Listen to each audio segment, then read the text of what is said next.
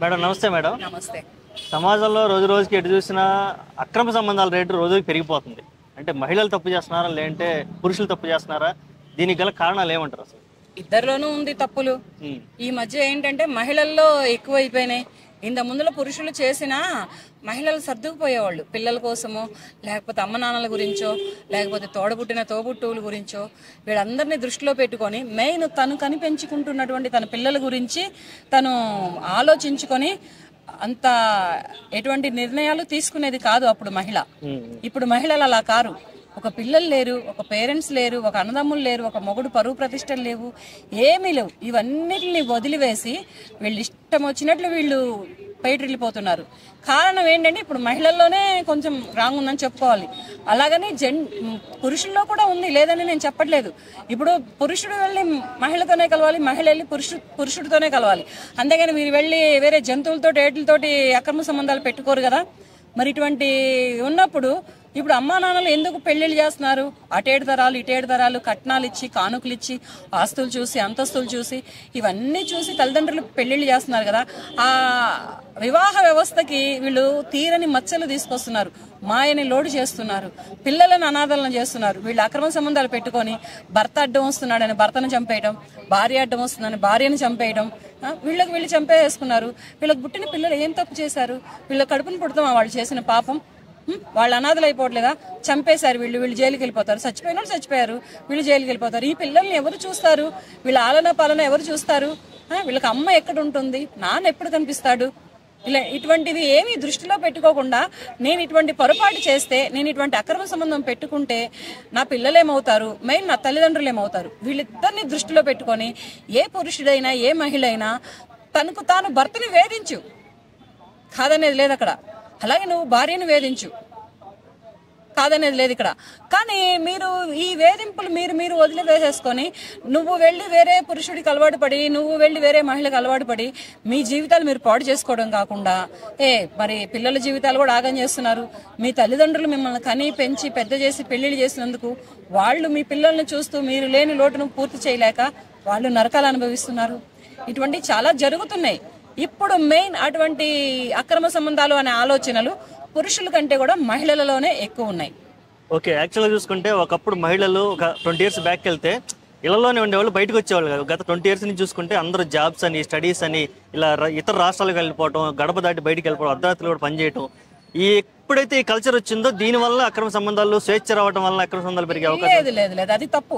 వాళ్ళు ఉద్యోగాలు చదువుకున్నారు, అమ్మాయిలైనా అబ్బాయిలైనా చదువుకున్నారు. అంటే కొంచెం ఆర్థిక స్వేచ్ఛ కూడా వచ్చిన తర్వాత ఇక ఒకరికి రెస్పాన్సిబిలిటీ ఉండాల్సిన అవసరం లేదు అనే ఫీలింగ్ ఏమైనా ఉందంటారా? ఆర్థిక స్వేచ్ఛ వచ్చింది, నేను ఉద్యోగం చేస్తున్నావు, జాబ్ చేస్తున్నావు అని నీ కుటుంబ వ్యవస్థను నువ్వు రోడ్డు మీదకి లాక్కోకూడదు కదా. నీ కుటుంబ నువ్వు కష్టపడు, నువ్వు చదువుకున్నావు, నీ తల్లిదండ్రులు కష్టపడి చదివించారు, మంచి జాబ్ లో పెట్టారు, మంచి కుటుంబంలో ఇచ్చి పెళ్లి చేశారు, మంచి సంబంధం చూసి చేశారు. నువ్వు కష్టపడు, కాదనేది ఏది లేదు. నువ్వు కష్టపడి రూపాయి సంపాదించుకో, నీ పిల్లల కోసం, నీ కుటుంబం కోసం. నీకు ఇల్లు లేదా, వాకిల్ లేదా, ఏమైనా ఈఎంఐ లోన్లు పెట్టుకొని ఇల్లు కొనుక్కుంటావా? కొనుక్కో, కాదనేది ఏమీ లేదు. ఇవాళ రోజు నువ్వు కష్టపడితే రేపటి రోజున నువ్వు, నీ పిల్లలు, నీ భర్త సంతోషంగా ఉంటారు, కాదనేది ఏమీ లేదు. కానీ నువ్వు ఇలాగే ఇటువంటి నీకు ఉద్యోగం ఉంది కదా, స్వేచ్ఛ వచ్చింది కదా, ఆర్థిక స్వేచ్ఛ వచ్చింది కదా అని చెప్పేసి నువ్వు అక్రమ సంబంధాలు పెట్టుకున్నావు అనుకో, నీ జీవితంతో పాటు నీకు పుట్టిన పిల్లలు, నీ భర్త, అలాగే నీ జీవితంతో పాటు నిన్ను కట్టుకున్న భార్య, నీకు పుట్టిన పిల్లలతో సైతం బజారు పాలైపోతున్నారు, రోడ్ల పాలైపోతున్నారు. ఇక్కడ ఉద్యోగాల చదువులా అనేది కాదు మెయిన్. వీళ్ళల్లో ఉన్నటువంటి చెడు ఆలోచనలు, ఇటువంటి అబ్బాయిలో కానీ ఇటువంటి అమ్మాయిలో కానీ ఉన్నటువంటి చెడు ఆలోచనలు. ఇంత ముందులో పొలాలు చేసేవాళ్ళు కూడా చేసేవాళ్ళు, పనులు చేసేవాళ్ళు. ఇంత ముందర లేవా అవే అక్రమ సంబంధాలు? పురుషుడు ఎక్కువ తెగించేవాడు, స్త్రీలు బయటకు వచ్చేవాళ్ళు కారు. మగువ బయటకు వచ్చేది కాదు, చేసినా గానీ గుట్టు చప్పుడు కాకుండా చేసేసుకొని సైలెంట్ గా వెళ్ళిపోయారు. అది భర్త వదిలేసిన మహిళ, లేకపోతే భర్త చనిపోయిన మహిళ, పిల్లల కోసం. ఎందుకంటే ఇప్పుడు తిను కష్టపడితేనే తన పిల్లలకి కడుపు నిండుతుంది, తన ఇల్లు గడుస్తుంది గనక అలా చేస్తారు. కానీ ఇది ఏంటి, ఈ వ్యవస్థ ఏంటి ఇలా తయారవుతుంది? ఈ కుటుంబ వ్యవస్థను ఎందుకు ఇలా బజారుకు లాగుతున్నారు? వీళ్ళు పిల్లల్ని ఎందుకు ఇలా అనాథలను చేస్తున్నారో తెలియట్లేదు. కొంతమంది ప్రెస్టేజ్ కూడా తీసుకుంటున్నారు ఈ విషయాన్ని.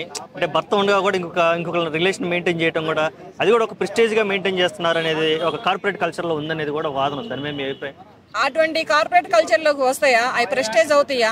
నువ్వు నీ భర్తకి మోసం చేసి నీ పిల్లలకి అన్యాయం చేసి నువ్వు వేరే పురుషుడితోటి వేరే మగవాళ్ళతోటి గడుపుతున్నావు అంటే అది ప్రెస్టేజా?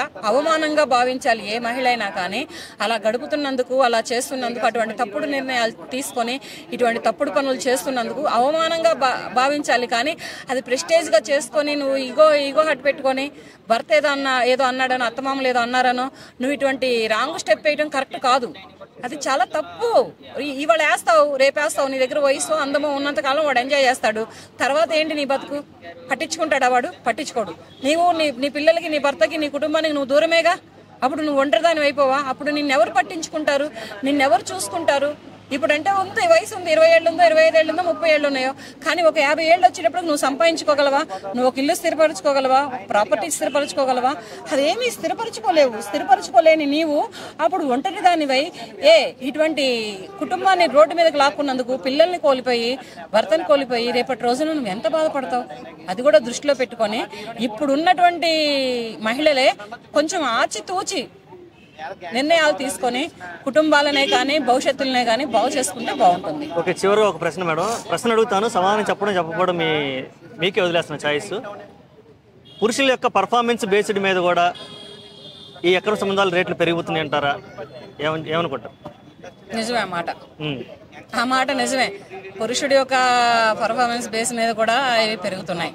ఎందుకని అంటే అక్కడ మహిళకి అందనిది ఇతనేదో అందిస్తున్నాడు, లేకపోతే అక్కడ భర్త దగ్గర పొందనిదేదో అతని దగ్గర పొందుదామని వెళ్తుంది. అతను మరి ఏం అందిస్తున్నాడో, ఏం పొందుతుందో ఈ మహిళ తెలియదు. కానీ ఇది మాత్రం పురుషుడి పర్ఫార్మెన్స్ బేస్ మీద అయితే మాత్రం తీసుకోవచ్చు.